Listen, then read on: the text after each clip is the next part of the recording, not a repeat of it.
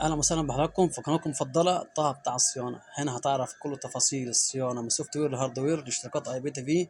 لو انت حابب تتعلم وتفهم بنفسك يبقى المكان ده ليك. يلا نبدا على بركه الله. ان شاء الله الرحمن يا جماعه، القناه دي مخصصه لحضراتكم في جميع اعطال السوفت وير والهاردوير. كمان يعني اي مشكله عندك في الرسيفر او في الشاشه ان شاء الله الرحمن هلاقي لك حل باذن الله تعالى.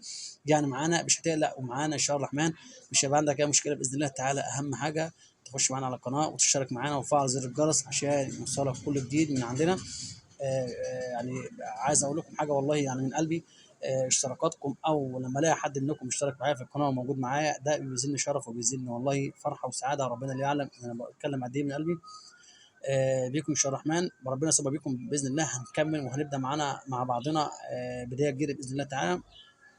القناه عندنا موجوده يا جماعه، عليها جميع الشروحات. حابب تتعلم، حابب تفهم، حابب يبقى عندك مشكله كمان في السوفت وير او في الهاردوير، عندك كمان مشكله في الشاشه، عندك مشكله في ملف القنوات او في السوفت وير، عندك مشكله في تهنيجه الجهاز، في اي حاجه باذن الله تعالى انا موجود معاكم على مدار اليوم باذن الله. ما بتاخرش عن حد والله في اي حاجه.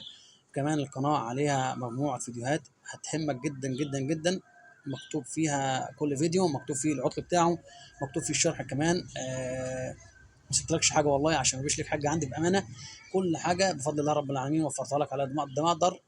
كانت الناس بتبعت لي رسائل او تبعت لي حاجات اعطال معينه كنت برد عليها والله بفضل الله رب العالمين، سوا فيديو سوا برد عليك على الخاص او برد عليك على الرسائل بتاعت القناه عندي موجوده. ما بسيبكش كده وخلاص واقول لا انا عايز اجيب مشاهدات او اجيب حاجات زي ديت، لا والله. هدف من القناه ان انا اوصل لك معلومه، انا اوصل لك علم بفضل الله رب العالمين، ربنا رزقني بيه اكرمني بيه. هنشاركه كلنا مع بعضنا باذن الله. اهم حاجه ما تبخلش عليا ولا تبخل كمان على نفسك، ولايك وشير وصلي على النبي.